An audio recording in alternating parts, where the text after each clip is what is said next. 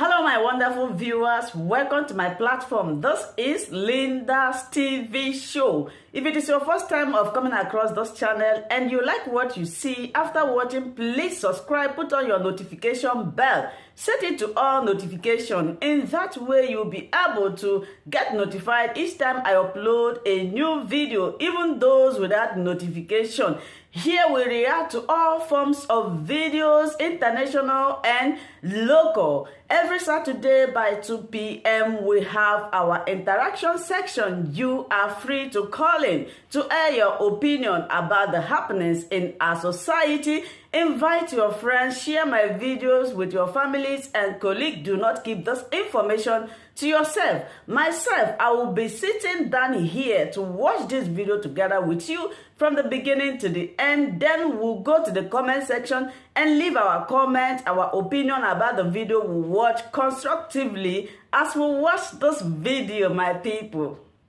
Hello, here we are in Jerusalem.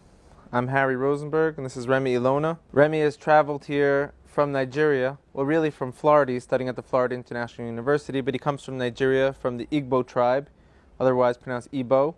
And Remy's a scholar, was a lawyer in Nigeria, and dropped what he was doing to research the legend or the tradition in his tribe that they actually come from the, I wouldn't use the word the lost tribes of Israel, but I will, the lost tribes of Israel, from the scattered Israelites from 2,000 plus years ago.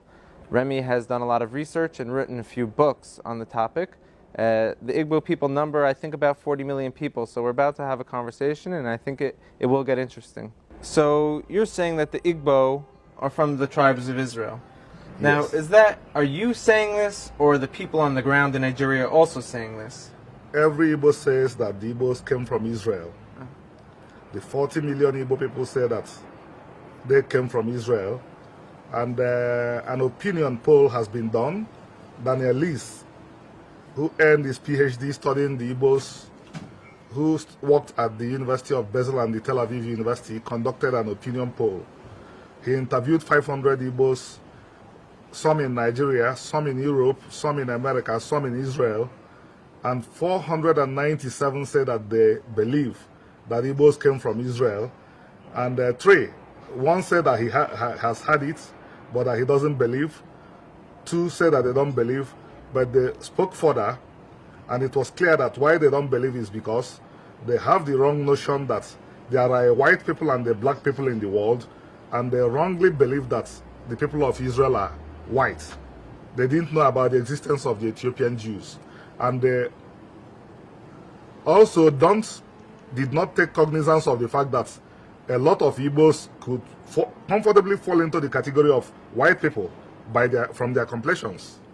I understand. So time out. This is pretty fascinating.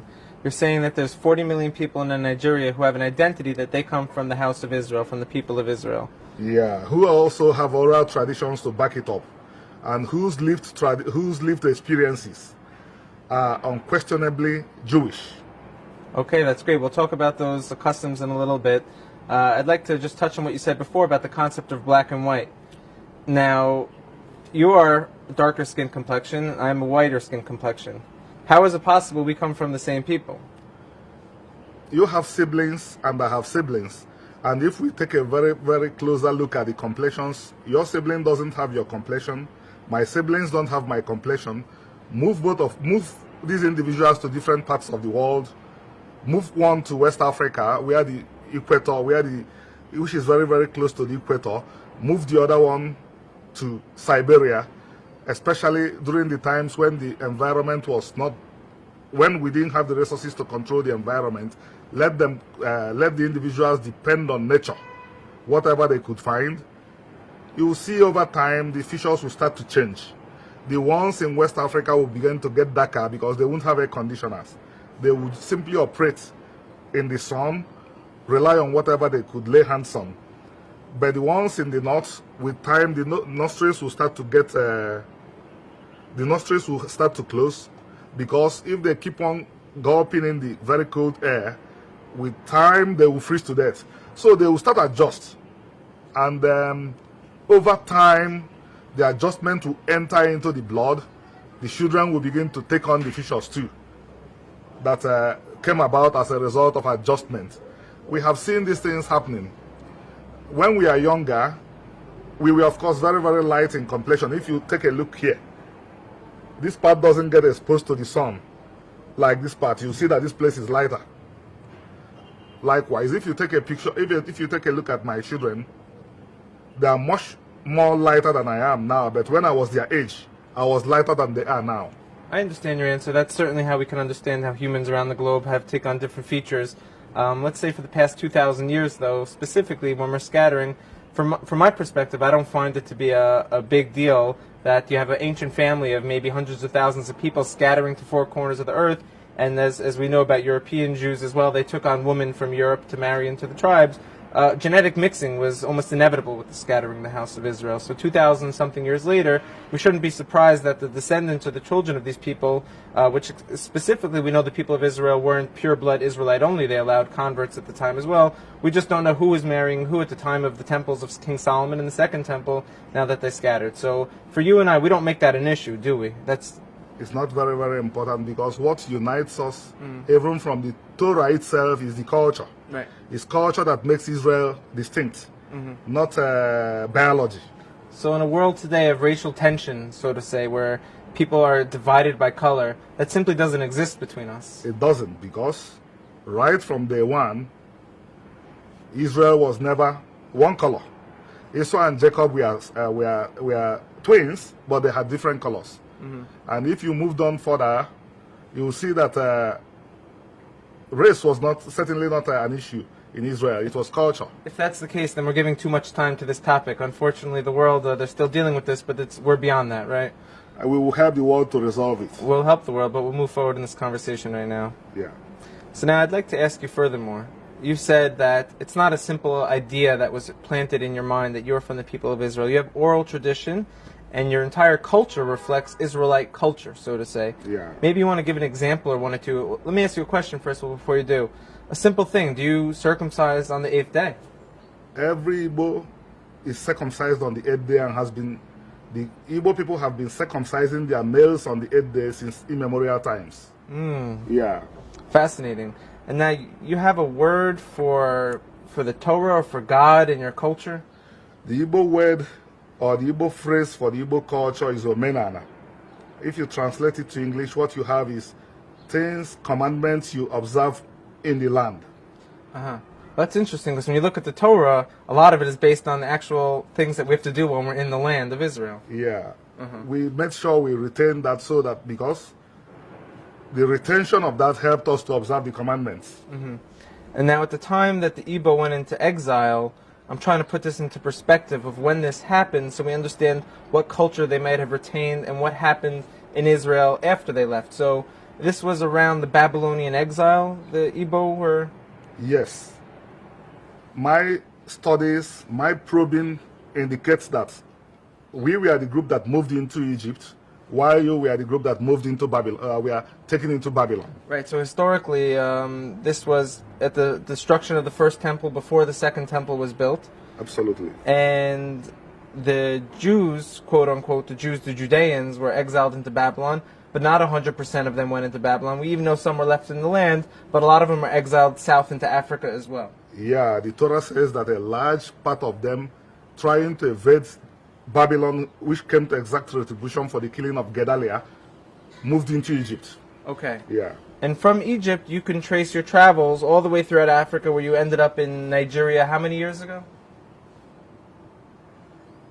We have been in Nigeria more than 1,000 years, but I think we moved around, lived around North Africa and other parts of West Africa for at least 1,000 years, and the roots are very, very clear. Because life continued in the roots until even modern times. So here's where I'm going with this. So you left Israel at the time of the Babylonian exile. You were in Africa. So by the time that the Judeans returned to Israel with the Second Temple, with Ezra and Nehemiah, and came back from, not all of them came back, but a large percentage did, they settled the land, and they started to codify the law and write down laws of Israel. And eventually, a few hundred years later, they redacted the laws and they made an oral law, and this became what the Jewish law is today. But by the time that was all happening, you were already deep in Africa, lost. Yeah.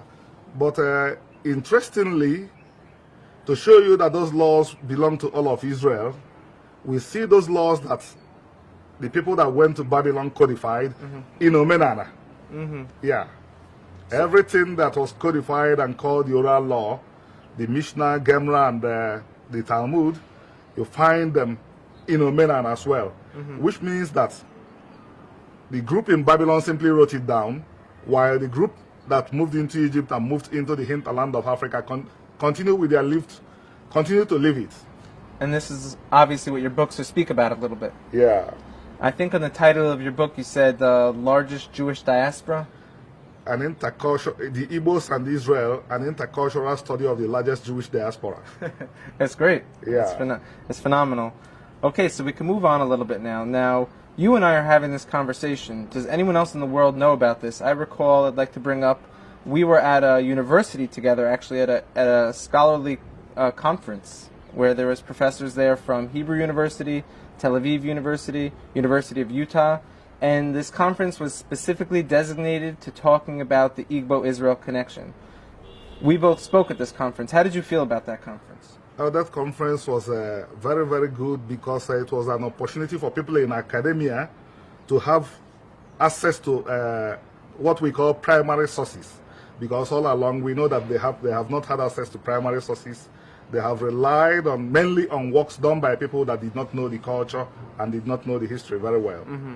Okay, that's amazing. I spoke alongside you there, and we addressed something very interestingly. Not only did we make it very clear and understandable that there is a connection with the Igbo tribes and the people of Israel.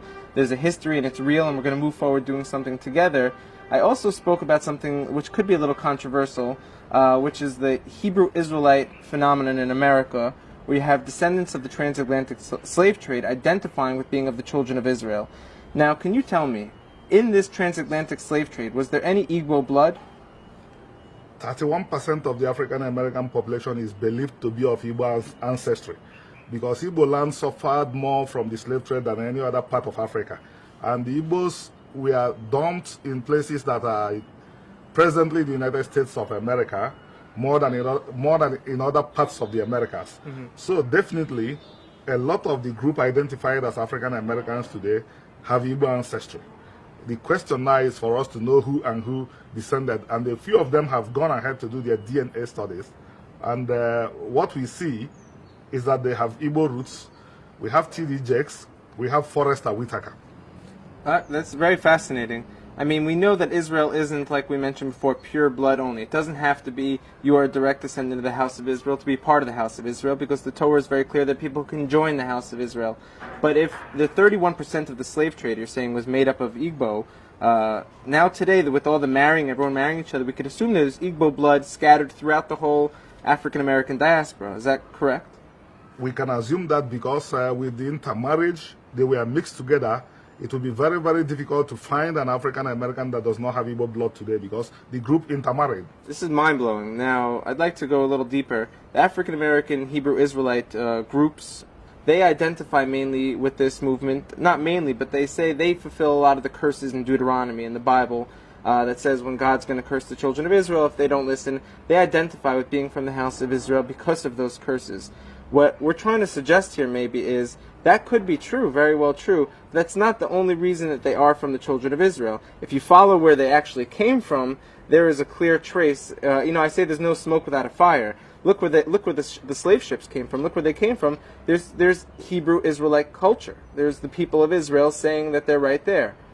And Olaude Equiano, whom I'm sure some of them may have had access to, spoke about this and wrote about this as far back as the 17th century. This guy was captured at the age of 9 as a slave. He made his way to England, educated himself, bought his freedom. Once he saw the Jews, he said, these are the Igbos. He almost said that these are the Igbos.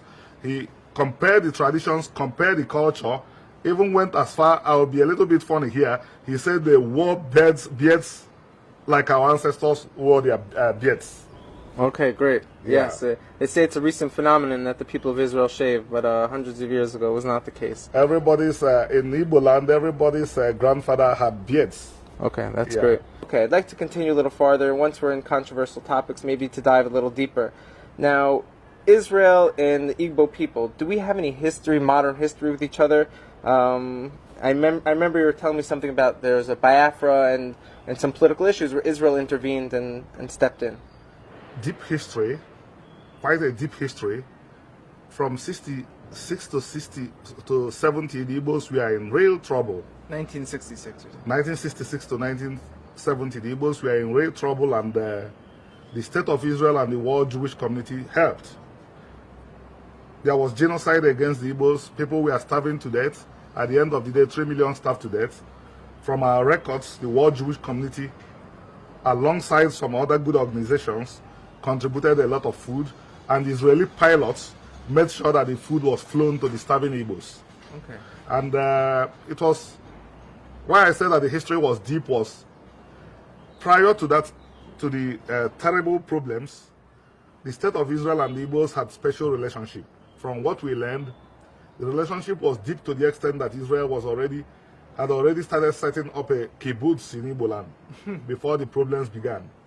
First of all, that's amazing. I'd love to see what happened with that kibbutz, and we should see many more of them. Yeah. Now, so you're talking about at a time where Igbo land was considered Biafra, or was once Biafra and was trying to return to Biafra, right? I'm talking about the period when it became Biafra.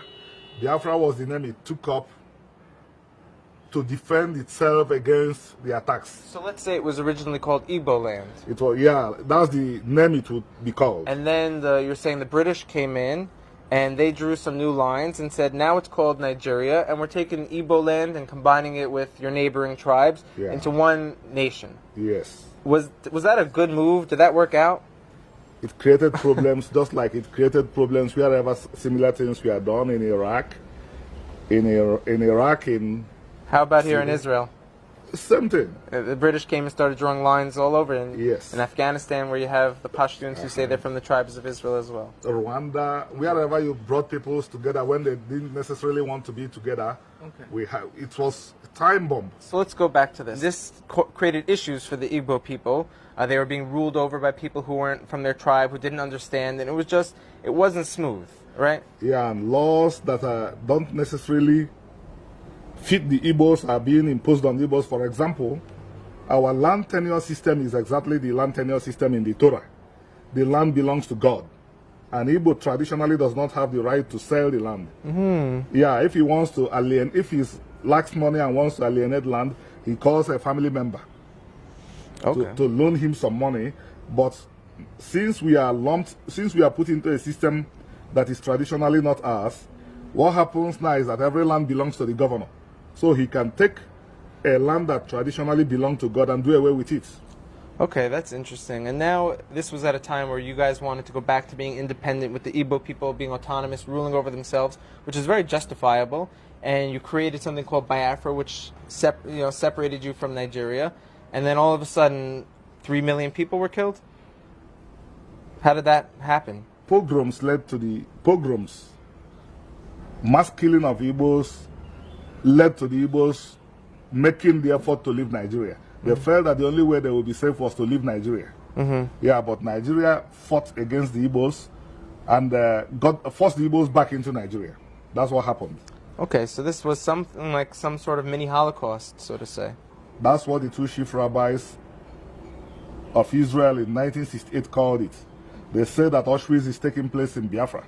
Okay, so Israel recognized it, and eventually they sent in Air Force to break the blockade. To help the starving. And help, okay. Now, we have a beautiful past. Now, what's the future going to look like between the Igbo-Israel relationship? Let me ask you a question. Israel is not the largest place in the world. We do say in the future it will stretch out to inhabit the exiles that return, but you have 40 million Igbo tribal individuals. Are they interested in all picking up, leaving Nigeria and coming to Israel? Or is there going to be a future where there's going to be a coexistence between the two of us, where they remain in Nigeria? I think that an air corridor will exist, whereby both peoples, the Jews and the Igbos, will freely move and interact as the brothers and sisters that they are. Yeah, because the Igbos have territory in Nigeria that is not in contest by anybody. All that is needed, all that I believe is necessary is for that territory to become a territory run according to Torah again. then it's just like Israel. Of course. And now we were speaking even more specifically. We're working on a project together on the iTribe, a social network designed to map out the lost house of Israel. And what we've begun to do, I think we already have 30-something villages or communities mapped out. We have a digital social network where people who are from the tribes of Israel can register their community. Now, if I go to that map today, it shows a shape of Biafra, of all these communities that are registering, logging themselves in. Now, you were mentioning there's something specific that they would need, require from Israel as far as our intellectual property and technologies go. That was electricity, correct? Yeah, we need electricity there so that the place will become what it was in the 60s. Scholars that wrote about the Igbos in the 60s said that their territory resembled a large workshop. Okay. With electricity, everybody will start to work again. So now that we have this connection, is the first thing we're going to do, which is a rhetorical question, are we going to go now to Igbo land, me as a Jew, and say, well, everyone here, let me see how Jewish or not Jewish you are, maybe make you convert, not convert, give you these laws, etc. We're not really going to go in that direction because that's not the immediate thing that we need to do.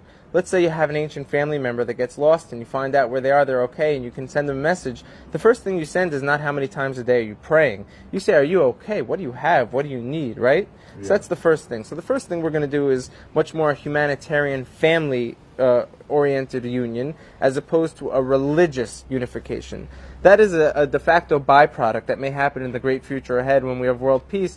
We could sit down over a cup of tea and really talk about God and where I may have strayed, my family, over the exiles, where maybe your family has strayed over the exiles and picked up foreign customs. That's what I call a luxury conversation. But right now you're saying you have 40 million people who need infrastructure and resources, who would like to build up their country, create an identity of Torah on the ground, and do this all hand in hand with Israel in a partnership, correct? Yeah. And there is what you described is already in our traditions. When Jacob and the brothers reunited in Egypt, the talk wasn't necessarily about you sold me into slavery, they embraced each other and wept on each other's neck. So the way you describe this is the best way it should be done. Get the people rehabilitated first, give them electricity, give them a sense of oneness, embrace them as brothers, and let us approach reconnecting back to our God fully, gradually. Well, between me and you, this is exactly what the biblical prophecy said will happen. When we speak about the borders of Israel spreading, this is not a military conquest where Israel is going to start taking tanks into other people's lands and conquering them. This is going to be nations around the world who are going to start to say, hey, we are a part of this movement, we are a part of this narrative, and we are now going to rejoin it without any middlemen. There's no one that could stop me and you from being friends. Or brothers. Yes, yeah. Even more so, you're right. Yeah. Yeah, of course, there won't be any interference because Hashem owns the world and he wants his children to come back together, because if his children come back together, the rest of humanity will emulate us and come back together. Yeah, this is a very exciting future. This means we have what to be optimistic about. Yeah, it's something also worth fighting for. Something worth fighting for, spiritually and physically. Yes. Not hurting anyone, though. Of course, not fighting with tanks and guns. With your energy and your time. Yes. And your voice. Because it's a holy task. Right. And now on social networks, you see Igbos and Jews starting to interact? They interact a lot. That's fascinating. That's one of the pluses of these social networks is, you know, there was a letter written by the students of the Vilna Gaon, a great rabbi in Europe, and they wrote a letter from Tzfat, northern Israel, seeking out the lost tribes. This was about 200 years ago, seeking out the lost tribes. And I believe it went into northern Africa, and they were trying to look from there where they were. Now, what people 200 years ago were trying to do with letters and emissaries and dangerous journeys, you're saying is just happening casually today on social networks. There's just conversation flowing back and forth between these people with a common identity. Yeah, that is one of the blessings of our time. What our ancestors lacked the resources to do very effectively, but they had the courage, they had the conviction, and they began. Baruch Hashem, we have the resources to do them perfectly now.